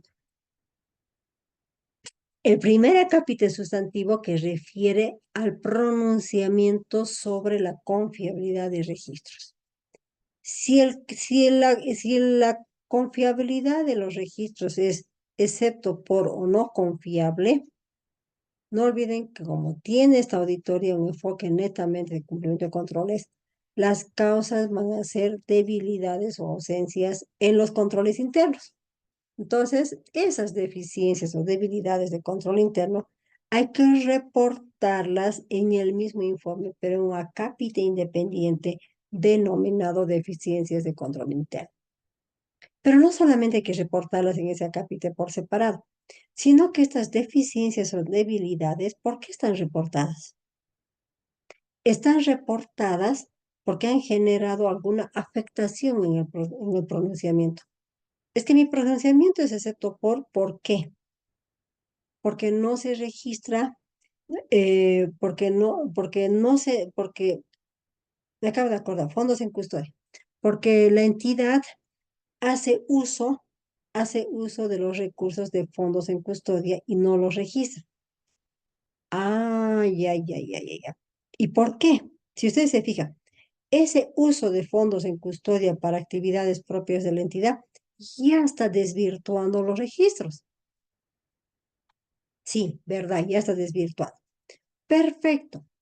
Pero la causa es ¿por qué? Por una deficiencia. O porque el personal no es entrenado, o porque no hay una instancia de supervisión, o porque hay autorizaciones arbitrarias, la causa que vaya a ser. Esta causa, esta deficiencia, ¿es significativa o importante? Miren que estamos hablando de dos términos de una deficiencia, significativa o importante. Ambas, la definición de ambas se relaciona con su afectación en el pronunciamiento. Va a ser significativa la deficiencia cuando ha distorsionado el registro de manera relevante. Entonces, ¿pero qué es relevante? El auditor tiene que darle un valor a esa significatividad. Es que me has desvirtuado por completo. Me has hecho registrar la construcción de un bien de dominio privado como bien de dominio público. Eso es caótico. Ah, la deficiencia es significativa porque tengo una distorsión total de ahí. Pero esos niveles de significatividad en registros de las deficiencias tiene que definir el auditor en función a su experiencia y conocimiento de las operaciones de la entidad. Y todo lo que esté por debajo del nivel de significatividad se va a volver deficiencias importantes. ¿Qué significa? No obstante, sí va a generar una distorsión, pero esa distorsión no me va a afectar significativamente en el efecto en los saldos que vaya a generar en los estados financieros. Entonces, como no va a tener ese efecto tan relevante, pero sí debo reportarlo porque la MAE tiene que tomar acciones porque está desviando, distorsionando registros, va a calificar mi pronunciamiento, pero solo como un excepto por. Entonces, miren importante qué es lo que les acabo de decir. El auditor tiene que definir el nivel de significatividad. ¿Para qué? Para que pueda respaldar el tipo de pronunciamiento que va a emitir. Y cabalmente aquí está lo que yo les acabo de mencionar. Les decía que una deficiencia importante es la ausencia o inadecuado control, que esta ausencia o inadecuado control ha ocasionado que la información presupuestaria, patrimonial y financiera de la entidad haya sido registrada, elaborada y emitida de manera distorsionada. Sí, efectivamente, se ha distorsionado, pero no por encima del nivel de significatividad aceptado, establecido por el propio auditor. Ah, ya. Entonces sí, me va a llevar a un excepto por, porque sí ha distorsionado, pero no por encima. Entonces tampoco me ha afectado significativamente. Pero la deficiencia significativa se origina por desviaciones a las normas que superan el nivel de significatividad establecido. Es decir, que todas esas desviaciones han hecho que por completo me vaya a distorsionar esos saldos en los estados financieros. Y aquí está lo que les acabo de señalar. Por ejemplo, este es un pronunciamiento sobre los tres tipos de pronunciamiento sobre la confiabilidad de registros. Vamos a decir que son confiables cuando estos registros, estas operaciones de registro, no olviden ustedes que deben pronunciarse solo sobre las operaciones de registro que han sido objeto de su análisis. No pueden pronunciarse sobre el registro de las operaciones en su conjunto de la entidad, porque no han sido objeto de análisis. Para ello, en alcance y en cobertura, deben precisar adecuadamente mis operaciones objeto de análisis han sido seguridad ciudadana, proyecto de desarrollo productivo, sistema de riego, etcétera. Y solo sobre esos se está pronunciando el auditor interno. Ojo, tomen en cuenta ello. Si no precisan, obviamente que el ente rector les va a observar, porque les va a decir un momentito. Tú te estás pronunciando sobre la confiabilidad de los registros, de las operaciones en su integridad, pero cuando he ido a ver papeles de trabajo no veo evidencia de que, que has auditado otro tipo de operaciones que también son competencia de la entidad. Ah, es que no he delimitado en el alcance. Por eso debemos pronunciarnos sobre las operaciones que han sido objeto. Pero eso lo debemos exponer en el informe, en el alcance. Ahí debemos delimitar muy bien cuál ha sido nuestra cobertura de análisis. Y además, para llegar a esa conclusión, como les decía, va a depender muchísimo del comportamiento de los controles internos, desde su perspectiva de diseño y funcionamiento. Cuando emitimos el pronunciamiento de confiable, cuando estos registros, excepto como hemos visto en la diapositiva anterior, ¿no? Excepto algunas desviaciones, pero que no superan el nivel de significatividad. Tienen que determinar ustedes el nivel de significatividad, porque si no lo determinan, queda como un elemento subjetivo. Tienen que definirlo y señalarlo en su informe. En el acápite de criterio, ahí tienen que señalar cuál ha sido el nivel de significatividad y la metodología que han aplicado. Y finalmente, no confiable cuando la distorsión efectivamente afecta de manera sustancial. Y también tenemos, esta es la ultimita, y ahorita les voy a ceder la palabra. Y también, en lo que respecta a la confiabilidad de los estados financieros, fíjense que cuando nosotros emitimos un pronunciamiento sobre la confiabilidad de los estados financieros, lo que estamos diciendo es que son confiables cuando se presentan de acuerdo a lo que dicen las normas, las afirmaciones de la gerencia y todos los estados en su conjunto.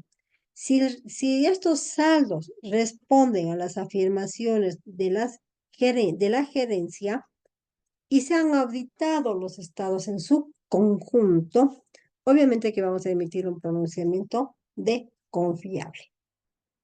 Pero también puede llegarse, ojo, mire que aquí nosotros en este informe no hablamos de salvedades, ya no existe la salvedad. Aquí estamos hablando de confiable, confiable excepto por y no confiable.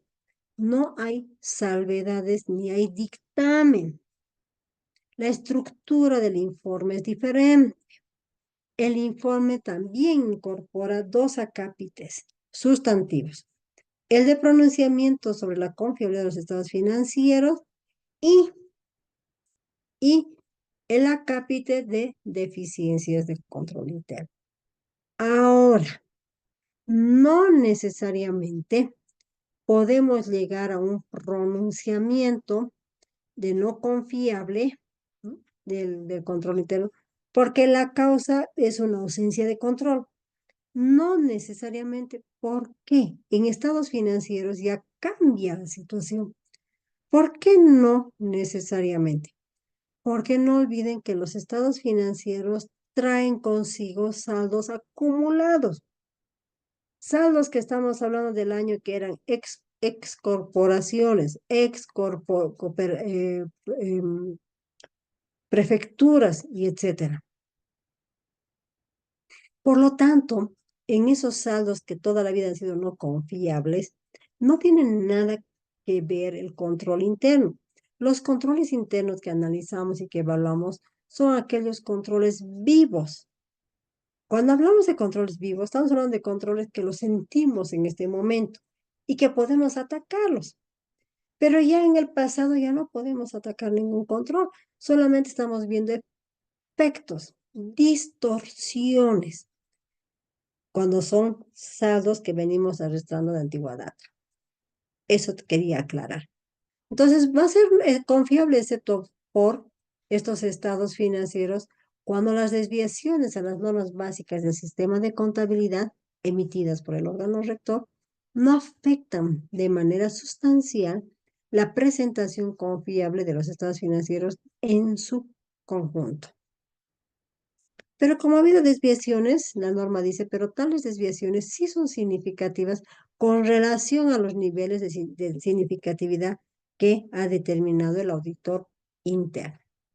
Y miren lo que dice la norma. Si las desviaciones a la normativa mencionada en párrafo precedente surgen por ausencia o debilidad del control interno, estas se deberán alertar por escrito a la MAE y para que tome las acciones que correspondan. ¿Qué es lo que está diciendo? Es lo que yo les mencionaba, que puede ser que estas desviaciones a los principios contables sí hayan surgido de problemas en control o no. Por eso dice sí las desviaciones. Lo deja como optativo. Y lo último son la opinión no confiable cuando los estados financieros realmente las deficiencias, las desviaciones que se han encontrado superan sustancialmente el nivel de significatividad en la presentación confiable de los estados financieros de su conjunto. Y repite, si esta situación ha llegado debido a debilidades en el control interno, entonces sí hay que avisarle a la MAE para que tome acciones. ¿Dónde le avisamos? Le avisamos en el acápite siguiente de nuestro pronunciamiento, donde reportamos las deficiencias. Entonces, lo que quiero decir que no necesariamente en estados financieros la causa sea por deficiencias, pero en registros sí o sí las causas son por deficiencias del control interno. Hasta aquí terminamos la presentación y estoy presta a escucharles, estimados colegas. Distinguida expositora, bueno, vamos a responder alguna de las consultas. Si me permite, por favor, vamos a leer. Dice Giovanna Romero. Buenas noches. La CGE, dice, hizo auditorías ambientales a la explotación minera. ¿Qué tipo y cuáles fueron los resultados? Es una de las consultas.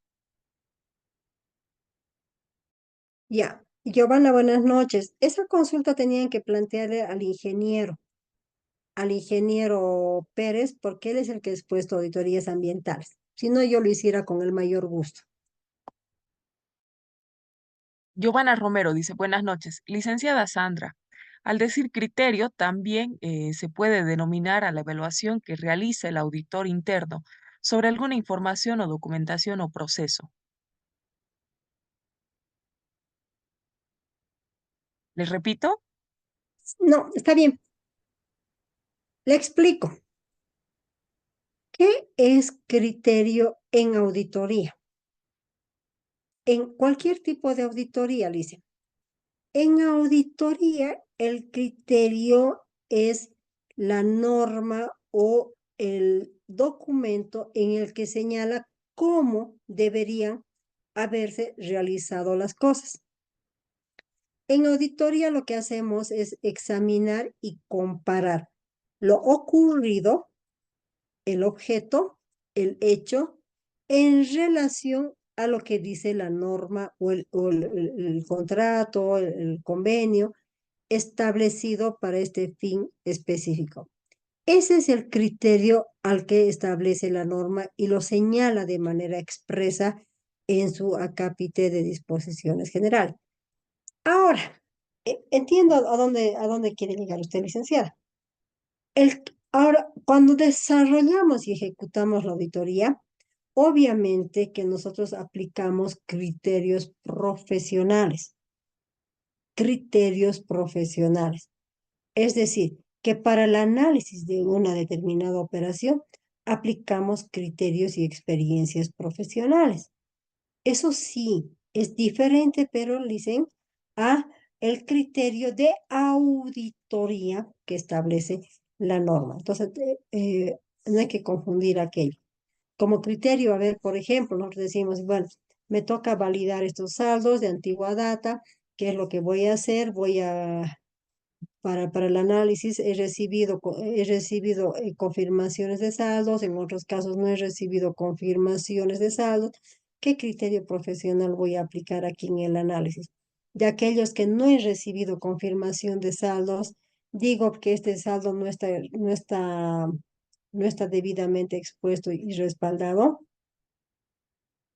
No, mejor haré procedimientos alternos. O de repente ese saldo es de re antigua data que ya no tengo elementos para realizar mayor procedimientos alternos. Entonces, en ese caso, estoy aplicando criterios profesionales. Pero la norma, con todo el desarrollo de la exposición, yo les he hablado de los criterios de auditoría que marca la norma de auditoría. Es decir, ¿con qué tengo que comparar? ¿Cómo debería haberse registrado la compra de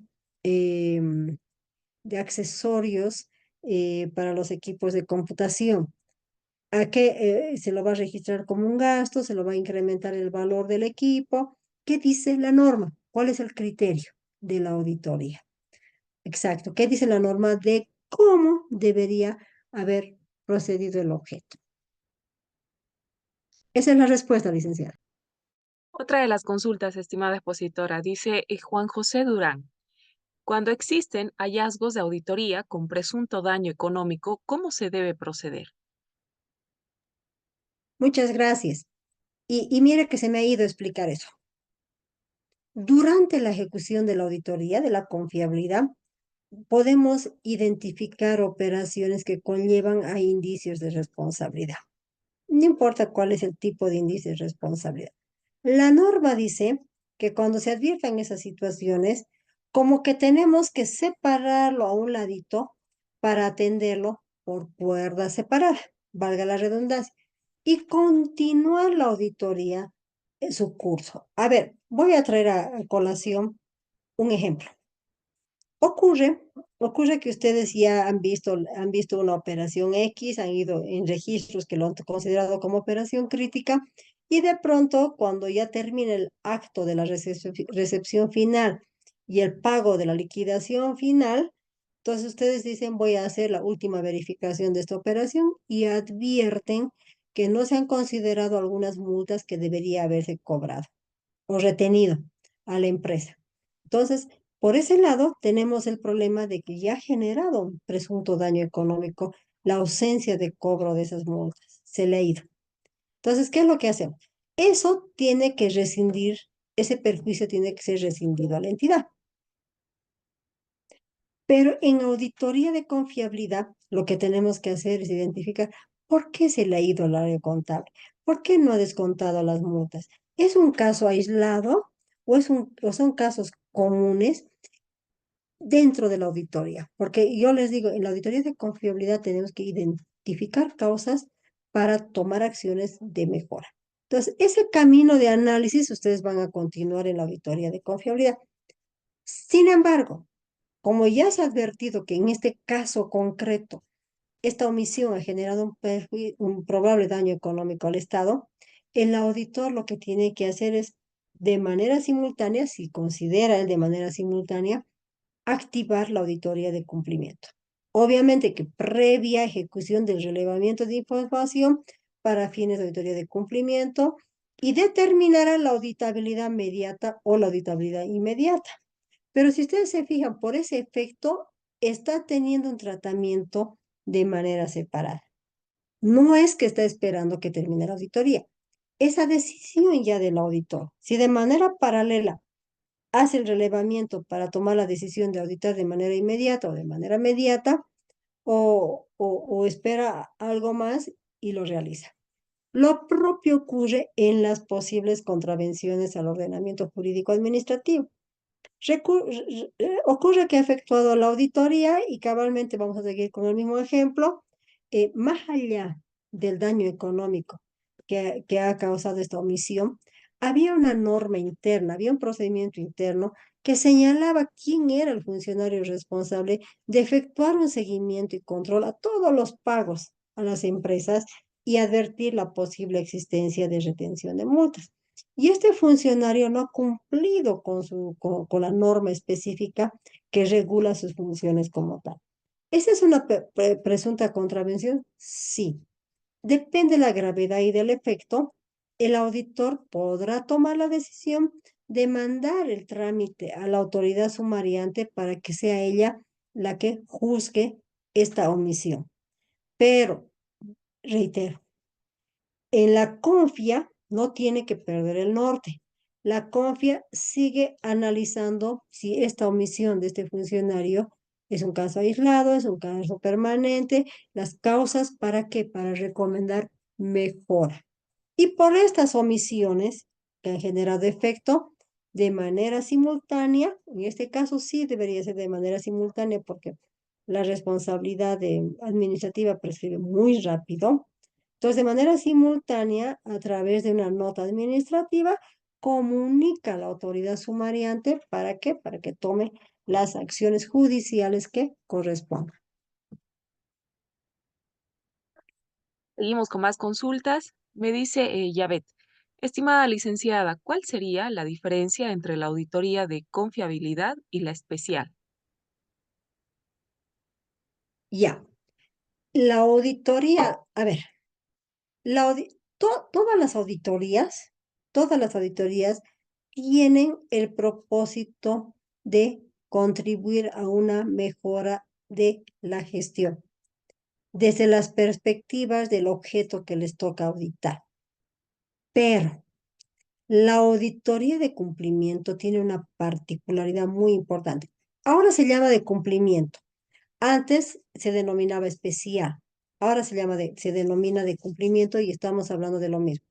La auditoría de cumplimiento es una auditoría muy puntual y concreta, que refiere a que se necesita que el auditor emita un pronunciamiento sobre el cumplimiento de una disposición normativa de manera bien concreta.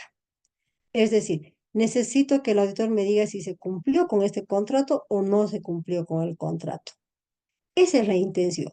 La intención no va más allá de contribuir a una mejora, si es que ha habido eficiencias, no. Aquí en la auditoría de cumplimiento no hay cumplimientos a medias. No hay, cumplió la cláusula, excepto la tercera. No hay. En la auditoría de cumplimiento, por eso se dice que es una auditoría muy puntual, muy precisa y que tiene ese propósito de emitir el pronunciamiento sobre el cumplimiento o no, mas no obliga a la auditoría de cumplimiento a evaluar el control interno. En cambio, el otro tipo de auditoría, como la CONFIA, lo primero es que evaluamos el control interno. ¿Por qué? Porque el control interno es el motor del éxito de la operación o del no éxito de la operación. En la auditoría de cumplimiento llegamos a esos extremos. Cumplió. Y si no cumplió, ¿cuáles son las sanciones por el incumplimiento? Esas son las diferencias, licenciado. Bueno, Ay, la perdón, última consulta. perdón, una complementación. Y la auditoría de cumplimiento está orientada a efectos y la auditoría, el resto de las autoridades a riesgos fundamentalmente. Perdón, Raquel, adelante. No, porque, estimada expositora, me dice Carlos Chávez, ¿qué criterios de muestreo se podría aplicar a la revisión de registros contables durante la gestión, ya que los registros son repetitivos? Durante la gestión o en cada qué tiempo se debe realizar la revisión de registros contables durante la gestión. No olviden que en la evaluación de registros lo que estamos haciendo es validar el funcionamiento de los controles. Entonces, lo que nosotros tenemos que establecer como estrategia en los momentos del periodo del año, los momentos donde la operación está más expuesta o es mayormente vulnerable a la comisión de errores o irregularidades. No se aconseja que todos los meses estemos revisando el cumplimiento o la implantación o el funcionamiento de los controles. ¿Qué se aconseja? Fundamentalmente, los primeros meses del año, si es que la operación ha tenido algún movimiento en los primeros meses del año, el auditor debería revisar. si los controles están funcionando en esos primeros meses.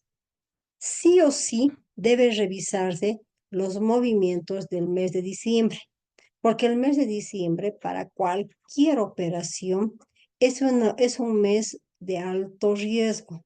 ¿Por qué es un mes de alto riesgo? Porque es un mes donde se paga todo, hasta lo que no se ejecuta, porque hay que ejecutar el presupuesto, se efectúan los ajustes, se efectúan los adelantos, etcétera. Entonces se vuelve un mes de alto riesgo para un buen porcentaje de entidades. Y después, durante la gestión, el auditor debería identificar los momentos o los meses donde ha tenido mayor movimiento, ya sea en cantidad de transacciones o en monto de transacciones. Entonces, yo les sugiero que tomen en cuenta esos criterios que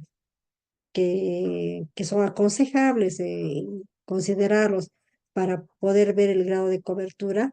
Y si usted se fija, tal cual yo le acabo de mencionar, no va a conllevar a que todo el año esté efectuando la auditoría de confiabilidad. Pero también otro elemento que debe considerar, que si usted deposita confianza en el funcionamiento de estos controles en las primeras revisiones, ya en las que se vienen dando en los siguientes meses del año, ya tiene que bajar la frecuencia de revisión porque es una operación que está aparentemente debidamente controlada. No necesita tener una muestra amplia. No necesita decir, he tomado como muestra un 70%. No, va a depender del grado de confianza que ha ido depositando en los controles. Pero sí o sí, no debe dejar de analizar el comportamiento de la operación en los primeros meses y en los últimos meses de la gestión. Esa es la respuesta. Bueno, llegamos a la recta final, estimada expositora. Ha sido un placer